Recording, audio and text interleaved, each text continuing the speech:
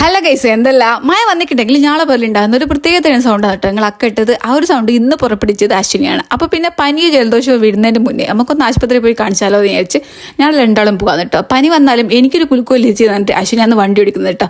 ഞാനിതാ ബേക്കിൽ സെറ്റായി കുതിരിക്കുന്നുണ്ട്. എവിടെ പോകുന്ന നമ്മളെ സ്വന്തം കല്ലോട് ആശുപത്രി ഗൈസ്. കനാലിന്റെ ഷോട്ട് അടിച്ചിട്ട് നേരെ ആശുപത്രിന്റെ അടുത്തെത്തി.